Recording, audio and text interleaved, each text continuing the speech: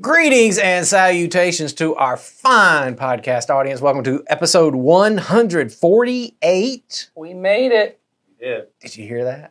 Nathan's back. Nathan's back. Oh, that's right. I wasn't here. So you didn't even know you were gone. I missed it. I did not make it. You didn't make it. We made that. We made that joke. We knew you wouldn't listen to the other episodes. I made it to another day. We knew you weren't going to listen, and so we made that point that we did not make it. I knew you wouldn't weren't listen to the episodes we did alone. I don't listen to episodes that I am on. I don't either. But why would you? You're here. I know what's going on. But you're back, and you're not sick anymore. Not that I know of. Okay. Feeling better? I am feeling better. Strong and vigorous? I don't know. That's a lot. That's Beard a lot looks of pressure. good. Beard looks good. That's the sign. That's right. Just as long as you're not shedding sickness on me. I'm okay. As far as I know, I'm not. But I'm glad to hear that. You know, we're all going around getting each other sick. So we brought you back for the most controversial episode we've ever done. That's how we're going to title this. The most controversial episode ever. We can do that if that's what we want. That's very clickbait. I don't know if it's going to be controversial or not, but the episode that we're responding to certainly was the most controversial that we didn't know was. Yes. Well, we sort of thought it might. Yes. So before we get into that, for those of you who are watching or listening for the first time, this is Ed. My name's Jason. This is Nathan. We're the teaching team at Community Christian Church, and we answer questions, have conversations about things that you ask us to, so that we can learn how to respond to our world in a Jesus-centered way. And as I said in the lead up, we had an episode a few weeks ago, I can't remember how long ago, where someone had asked us to respond to the question of whether or not we would attend a same-sex wedding if, well, I guess they didn't say if we were invited. Would we attend one, period? And so we discussed that question. Do you remember what episode that was? I don't remember, but it's a few ago. 137. That's no, I don't think it was that guess. far ago. 142. I should have looked it up, but it was didn't. maybe 5 or 6 episodes ago. At least. Yeah, so you could probably find it You pretty can quick. find What it. episode is this? This is 148. Okay. So I'd say 140. I was close, 142. Yeah. My guess was So not if you far off. haven't watched that episode, you can scroll back up, catch up, and see what we said there, because we had a listener who had more questions based on that episode. And we don't know if it's the original questioner or we don't. and with follow-ups. We do not know that. They did not give us their identity. But I will say this. It's the longest question. They win the award for the longest question. It is a lot of text. About half a page. And I'm going to read all of it because I feel like I owe it to the person. And I will say, I guess somebody could take this as being angry or antagonistic. I don't. I think I'm going to assume this person really wants to have the answers to their questions. And we're going to do our best to answer them. It does us better to think that they're not angry. I'm believing the best. Yes, that's right. So, but there are some good questions in here, some that I'm not sure. We'll see. We'll get into it. So, are y'all ready? I'm going to read this. Pins and needles. You're on pins and needles. All right. Here we go. I just watched your podcast on Christians attending same-sex weddings. Aren't wedding celebrations of the union of two individuals? And isn't it wrong to celebrate sin? I understand there are heterosexual couples who are wrong for having sex before marriage, but their getting married is the solution to that particular problem or sin. Their wedding isn't celebrating the fact that they were sleeping together prior to it. Isn't it hypocritical to say you believe marriage is to be okay only between a man and a woman, but then attend a wedding that celebrates the exact opposite? I absolutely agree that love should be our response to all people, but is it loving to suppress God's truth in an effort to appease people? A family member or friend may know that I am opposed to same-sex marriages, but invite me to their wedding anyway out of obligation to our relationship. Wouldn't it be wrong to put that relationship before my beliefs? Where does the line get drawn between loving others and standing by truth? If a friend desperately felt like they needed an abortion and asked me to pay for it, would that be the loving thing to do? If a friend was having an affair and asked me to help conceal it so their family wouldn't be destroyed, would that be the loving thing to do? If a friend was an alcoholic, would it be the loving thing to do to join them on a bar stool because everyone else deserted them? Celebrating a same-sex wedding feels a lot like enabling sin, or at the very least, choosing my earthly relationships over my faith. Jesus spent his time with sinners, yes, and didn't publicly call them out, but he never agreed with their sin, and he never celebrated them. Aren't we commanded to be lights in this world, even if it puts strain on our relationships in the world? Does loving someone always mean just doing whatever doesn't offend them? I'm not suggesting we end relationships with people in our lives we believe are sinning, as we are all sinners. I'm only suggesting that celebrating someone's sin isn't a loving thing to do. That's a lot. So, I want to say I agree with the last statement that celebrating someone's sin is not a loving thing to do. me too. I agree with that. I as well. agree with that. So I won't. So I think- I'd like to start there and say I agree Yeah. with that statement. So I would say that I think we would start from the same place. The person who sent this question in, I think we all have the same heart and desire. Yep. Well, Right? I think In the end. in the conversation we had, it feels like the wrestling you're doing, it was part of the advice I remember at least some of us saying, if not all of us saying, is that there is no one size fits all answer to the question, should someone attend any wedding? That, you know what I mean? And we said, this is why it's important to be in a community. This is why it's important to wrestle with these things. So I do think the questions you're asking are good, like especially that final question of, is what I'm doing celebrating their sin, Right. or is it loving them? There is a line, but I don't know that the three of us get to decide for you in your relationship in that scenario, on every scenario, what love or celebrating sin looks like in that situation. So There's a lot in there, and you may. Yeah. We don't want to stop you from leading our discussion, but there's a lot in there that just they aren't the same. Some of the illustrations they use, they aren't the same. Well- They sound roughly the same, but they're not the same. Well, let's talk about that for a second, because that was one point of discussion that I wanted to bring out is there's a section in here where the questioner, you bring up a lot of different scenarios and saying, if a friend wanted me to do this, would I do this? And I think you use the idea of, if they wanted an abortion, and would I pay for it? Is that loving? If they had an affair, would I keep it quiet so to preserve the relationship? Is that loving? And you use a lot of these scenarios, and to echo sort of what Ed, I believe you began to say is, whenever you do that as an argument for whatever decision that you want to make, I just want to point out that you often place yourself on some very shaky ground because, as you said, Ed, not all moral scenarios are the same. We can't just say, okay, I want, and I think this is what we all like because we all like certainty, at least I do. We all want to say, okay, here is the one size fits all standard for dealing with every sinful situation that I see a loved one in. I need to take a stand in this way and deal with their sin in this way. And that guides me in every moral situation. I think when you do that, although I get what you're trying to do, is you want to be right with God and do the right thing in every circumstance, which is a good motivation. But I think you wind up putting yourself in situations where you might end up doing the unloving thing because you paint such a broad brush stroke over it. Does that make sense? yeah, I Does think to me. the point you're making is good. Because one of the ones they used was about, there's a difference between paying for an abortion and going to a wedding I'm invited to. You didn't make the equivalency of my gay or lesbian friend asked me to pay for their wedding. Yeah, or to officiate their or to wedding. officiate their wedding. Yeah. Because we made a wedding policy long before gay marriage was legal, so it had nothing to do with gay marriage.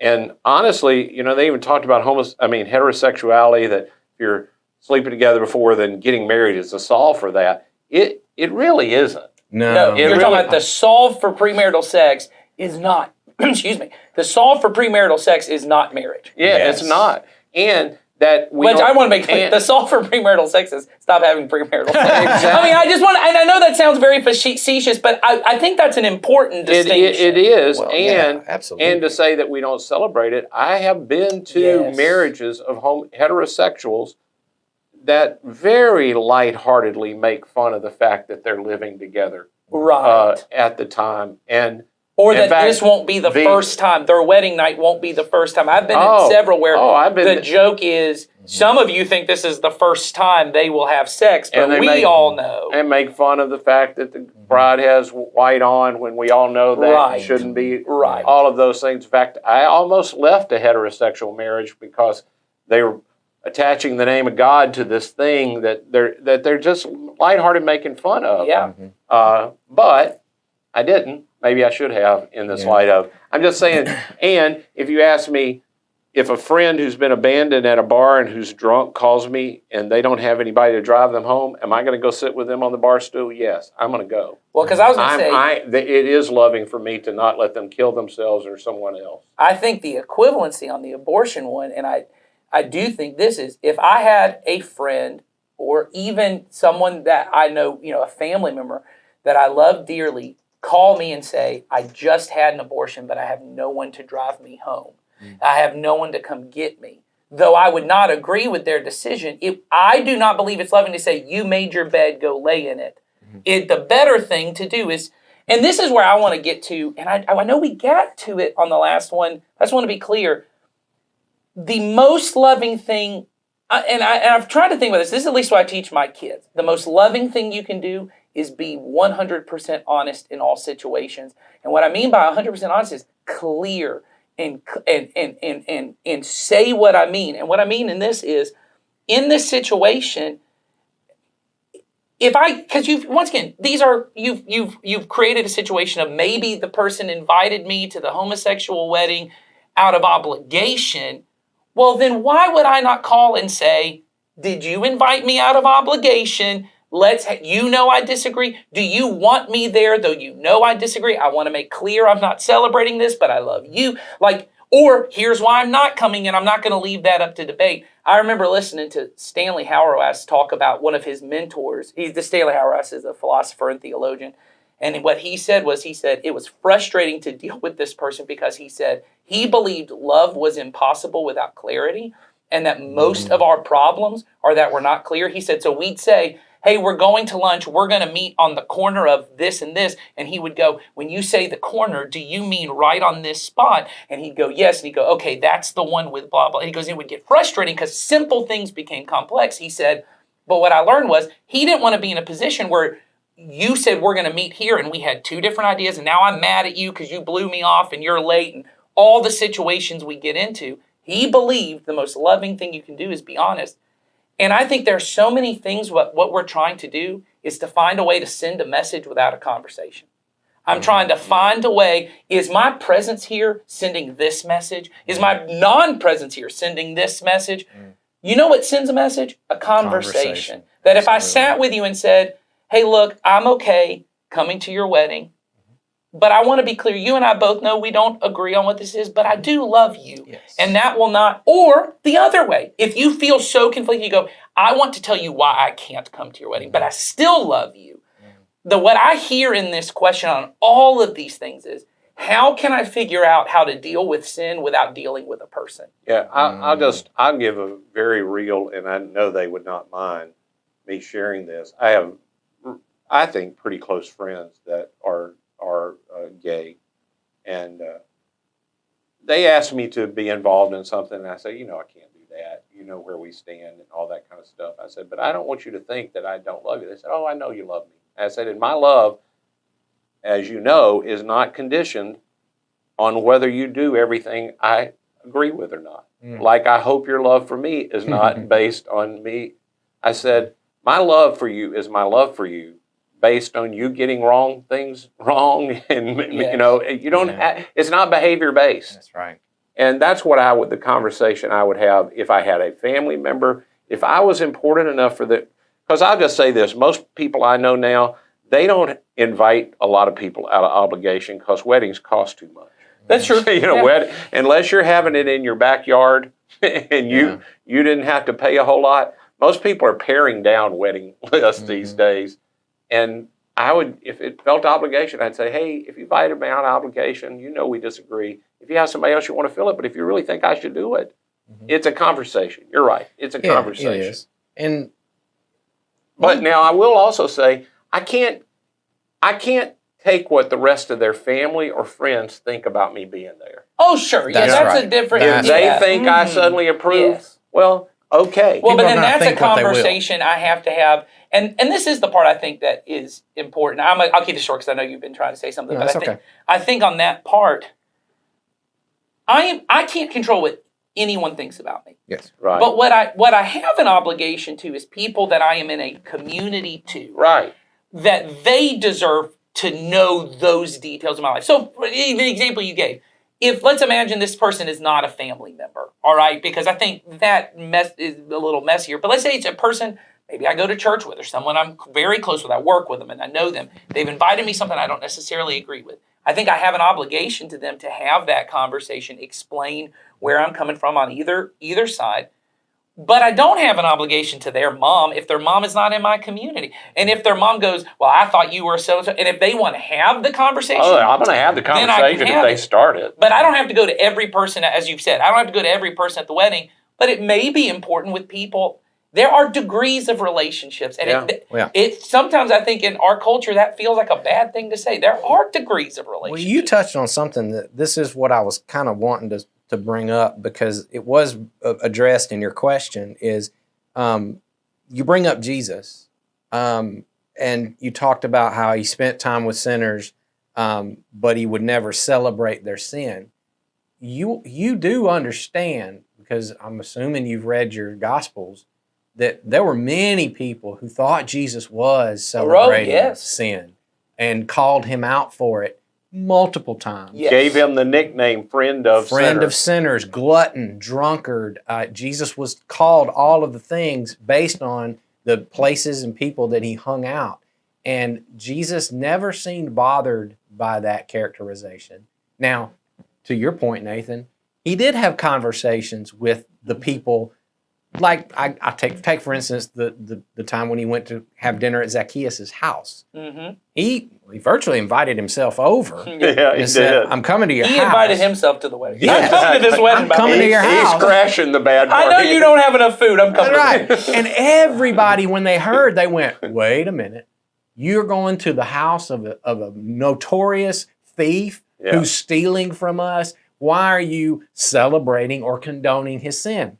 And again, it doesn't tell us whether, but I can imagine Jesus went on, he didn't address those people in that crowd. Mm-hmm. He did get to Zacchaeus' house, and it doesn't tell us he had a conversation about, Zacchaeus, I disagree with your lifestyle and the way you're ripping people off, but we do know that just Jesus's calm and patient and graceful presence in Zacchaeus' home caused Zacchaeus to then change. Something brought light. Something happened. Yeah. Something brought light and hope to Zacchaeus. Exactly. And so we know that Jesus did have a direct conversation with him about that. And of course, it was clear at that point, Jesus was in disagreement with his lifestyle. So I say all that to address your point of, I don't want to be seen as celebrating. And I would just say to you, I believe, and I think Jesus would show us this in the way he lived, that sometimes love is going to cause you to do things that might be misinterpreted. Mm. Sure. Yes. And Particularly from the scene viewpoint. From the viewpoint back, viewpoint of seeing it. people might look at you and think he condones sin, and you know very well you don't.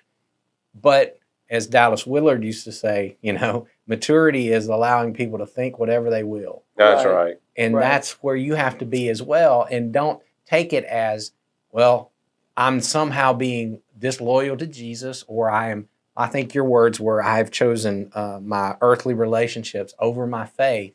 Mm. I would take issue with that phrase myself personally. I don't think our faith leads us to choose it over people. Well, I believe there's an integration there that comes in there. I think Jesus taught that pretty clearly too. So I'd also want to say, by saying I'm going to say no to this family member or whoever, so that I'm not seen and I don't want to choose earthly, I am choosing earthly relationships. I'm choosing the ones that I don't know what they think. that's true. Yeah. That they might think something. Yeah. I know what this person thinks because I'm going to tell them no. And I'm going to have a take a stand with them. I still don't know that these people think I did it right. But I am choosing these relationships over these relationships. Like, for example, because you just mentioned this, Ed, so I'll go back to it. You just mentioned you have friends in your life who are gay, and they know that you don't condone their sin, Right. and you love them. That's right. There are also people that don't know you very well, Right. that think the opposite about you. Oh, absolutely. There are people in our church that are gay and lesbian, who love our church and know where we stand. They do not think we can condone that. Yeah. There are other people that have come here that know we don't condone it, and they think we hate them. We have the same stance. We've chosen just to take the stance and try to love people as they allow us to have conversations. And what I was also meaning is there are Christian people Yes. who look at you and me and say we are condoning. Oh, yeah, that's for sure. By accepting the person, Yes. That we are is for condoning sure behavior. true. We are certainly the church where I have been told this is where you can go and you can be drunk and high and you can do whatever you want to a community Christian. And they don't care. They don't care. They They're never condone going your to. sin. They condone it. All of that. Okay, that's not true. That just means they don't know us. That's right. very That's well. exactly right. So that was the point I was trying to make. Yeah, that's a great is point. That exists no matter what you do. Yeah, no matter what you do, Nathan has it right in that it's a conversation. Yes, he does. The people who see it and don't allow me to have a conversation, I can't choose them because I don't get the chance to choose them. Well, I don't get a chance to love them. I don't get a chance to interact with them. And If they would come and degrees of- talk to me, maybe we could have an understanding. But to choose them thinking I know what they think, I don't know what they think anyway. Well, and I think in the context of this, what it makes me think of in the whole conversation, and this is more to what you were saying there, more of what I meant by the degrees of relationships. You know, Paul at one point talks about, who am I to judge people outside the church? But I do have an obligation to the people inside the church. And so that's what I meant by this person. Is this a person who's in your church family? They may be a part of your biological family, and they are not part of your church family, meaning they're not a believer. They're not bought into what we're bought into. You continuously going, by the way, I think God is angry about what you're doing. By the way, I don't like this. That is not what we've been called to do. Now, if they're a part of my church family, yes, I have an obligation to say, hey, I think what is happening here in any sin context, I have an obligation that when I know you are sinning and you have no repentance around it, you have no desire to change it, you don't even maybe think it's wrong. Yeah, I may have an obligation for you and I, because I love you and I care about you, to have some confrontation or some conversation around it. But to say then, oh, so-and-so at the wedding saw me there, they don't know the conversation I've had, I want to make clear to them I haven't. That person's not in my church family. That person is not something, even if they're close. And once again, if they have a conversation with me, I can be honest. I have no obligation, because at some point, the way this goes is for us to be family. There are conversations that happen in my family that don't happen with other people because they're not in my family. That's right. And for us to be a church family, there are things that I have to have. And there are conversations I have to have with my daughters that no one else can have. There are conversations, because I'm dad, that no one else needs to step in and have. I'm the one that's supposed to have it. And I just think that's important, because I think sometimes as Christians, we feel like I got to be standing up to sin all the time. Well, that's a really difficult stance, because we really believe and this is where I think some of us don't see it, our entire world is steeped in sin. Everywhere I go, I am consumed by people and I'm saying in the church too, this is not an imperfect. What I'm saying though is the values of our culture and our world, things that you may not even be offended by, are sinful. That's a heavy burden that I've got to confront every single possible sin. But when someone's in my church family, when I'm brothers and sisters and I see it, yeah, I probably need to have that conversation. And I just think those are two different situations. Yeah. So, anything else? Again, there's a lot here. I know we're probably not going to touch on every single point you made or every question. But in a way of maybe putting a bow on this, I would go back to what Ed said in the very beginning about your final statement, the person who wrote to us, that you don't want, you want to make sure that you're not celebrating someone's sin and you're doing the loving thing. I think that's our heart as well. Yes. And I don't see the two necessarily always being in conflict, but sometimes might be. And so, again, I would say to you, just for clarity's sake, are you saying that celebrating sin? No, being seen as celebrating. Oh, yeah, what you're saying. Seen as Okay, celebrating just for clarity. sin. There is Yeah. a difference. That being, But at the end of the day, you might, and I'm speaking to the person who asked the question, what you might see as celebrating sin might be different than what Yes. we might deduce Yeah, I think based that- on a thoughtful consideration of that. We haven't that's brought okay. up the passage of the meat sacrificed to idols. I think we Yeah. did in the one before. But for me, that's really the overriding thought I have when I think about these kind of things of I'm trying to honor the person on either side. So, if you don't know that, I'm sure you probably heard the idea of in Corinth, there's temples where meat is sacrificed, but then they don't eat all the meat. They don't use the meat; they sell it. The temple sells it. Just everyday use. And if I used to go to that temple and now I've become a Christian, it violates my conscience for me to participate in that. Right. So I can't do it. But you grew up in some other culture and you're like, man, that's just meat and it's cheaper than the other meat. I don't want to have to buy kosher meat. It's just cheaper meat. It don't mean nothing. Well, that's fine. You and your family can eat that meat. Yes. But if you invite me over to eat and you know that about me, Yes. you must be loving to me. That's the concept. And so I know that's a little difficult to get to. So I'll just say this. It's really clear to me on if you ask to have if an alcoholic asks me to buy him a drink, the answer is no. Yes. But if the alcoholic is in need of something that his alcohol has caused, like he can't get a ride to a job interview because he's lost his license over a DUI, or he did fall off the wagon and he's now at a bar and he can't get home because everybody's frustrated with him, and he calls me, it is unloving for me to not go help that person. Would I be seen going into the bar and some people think maybe I'm enabling this alcoholic when they see me walking out and he's stumbling over drunk? Yeah, they might think that. It doesn't mean that's what happened. Yeah. You know what I'm saying?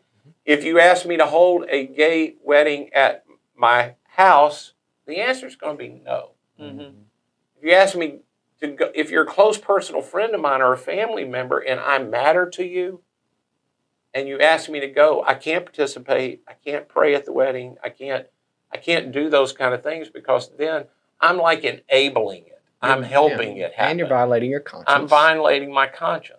But for me to go because I want you to know I love you. I love you. Yes. And anything I think where you can make that clear, I think that honors God. And I think that goes back to when Jesus said, because I'll refer to your question of, do I stand for my faith or do I prioritize relationships? I believe Jesus said that your faith is to prioritize relationships. He said, if you go to the temple and realize there's a bad relationship in your life, drop the temple, go to the relationship. There are times when standing for your faith needs to take a backseat to relationships. And I know that sounds bad coming out of my mouth to a lot of people, but I believe standing for my faith is to prioritize relationships with people, not to condone or celebrate a sin, but to, like you said, make it crystal clear, I love you, without doing that, is what my priority should always be. My goal is eventually to help people and me. This is true of me too. The sin I should be most worried about is mine. And taking a stand with me on my sin. My goal is eventually to help everybody see how whatever command God has given me and them is a loving command. And if I just nail them with the command and they can't visibly see a Christian who is loving, they just think the command matters. Yeah. And it's really hard sometimes to see how a command is loving when it contradicts what feels so right to you. Sure. I mean, I don't know how many times, should I continue to hang out with somebody that I know lives in bitterness against their child? And they know the Bible says they should forgive? That's open sin, and it's disregarding the cross of Christ, which paid for all sin. And should I continue to lovingly help them try to move toward that? Well, we'd all say yes. Sure. But there is no difference between holding on to bitterness and homosexuality. Mm-hmm. They're equal sins. I have to, the taking of the stand is pointing out the truth and loving the person as they begin, in the way I understand it. I know people would not see that as equivalent. Well, that's you wanted to know where we're at on that. And I feel like we've said as much as we possibly can, and I hope, And more than I probably should More than we have. should. I probably should have, maybe. I don't know. but I hope whoever sent us this discussion, I hope you see where our hearts are at. We love you. Yes. And even if you disagree, and you might come away from this and say, I still think you're on the wrong side of this, and I would say, okay, we can still be brothers and sisters in Christ. Well, And if you know us, if that's where you find yourself, I admit I have been wrong for a long time on lots of things, and I probably am now on things. It's probably time to move from some questions on the podcast that if you know me, hey, contact me directly. Let's try to have a conversation about it. Mm-hmm. Maybe you can help me see where I'm off. Yeah. Well, and I would encourage you to, because I'm this kind of person too, I like to think of hypothetical situations. If this is not a question that you are personally facing and it is causing you to be frustrated with your church community over an answer that is not a question you are dealing with, you may need to put your question on the back burner. Because having a stance about something you don't have to, all it allows you to do is judge someone else who made a different decision. Yeah. And if you are not currently trying to decide whether you should attend a same-sex wedding, and I don't mean this, I don't know why you're interested to know. And I mean that for clarity's sake. I don't know why you're interested to know. So maybe you should kind of have a conversation. Here's why I'm interested to know, because if this is not a decision that affects something you are going to have to do, I have this a lot. I have to say this. We have a Friday night group, and I regularly have to say when we're asking questions one another, I don't know. I don't know about this particular thing because it's not something I'm currently facing. I believe that the Holy Spirit working in me and working in the community of believers, that when I bring this out and through the scriptures and through all of that, He's going to lead me. I don't believe the Bible is trying to give you if this random situation ever comes up, here's how you should handle going to a bar to pick someone up. That's not what the Bible is intending me to do. And I may need a wider community that I call and go, hey, this is the situation I'm in. Let's pray about this and see what God's leading. So that would be my encouragement. Have a conversation with us, or maybe you need to drop the question. Good thoughts. Yeah. We will end on that. I think we've gone way past our normal time limit, and might be too much for some folks to listen to. We do appreciate the amount that you're spent writing it. I can tell you listened very clearly to our last episode that we talked about this and have put lots of thought into it, which I commend you on that. I appreciate the fact that we get a chance to clarify things we said that might have been misunderstood by others. Absolutely. I love that. Yeah. So if we're unclear, help us get clear. We want to be that. So thanks for listening. And next week, let's see what our next week question. I always like to tease next week. We are going to be talking about some questions of death, the second coming. Oh, well. Things like that. Okay. We talked about the rapture last week. But, yeah, we did. We're gonna get into some of those kind of issues someone wants to know. So be back next week, and we'll talk about that. So y'all have a good one. Bye.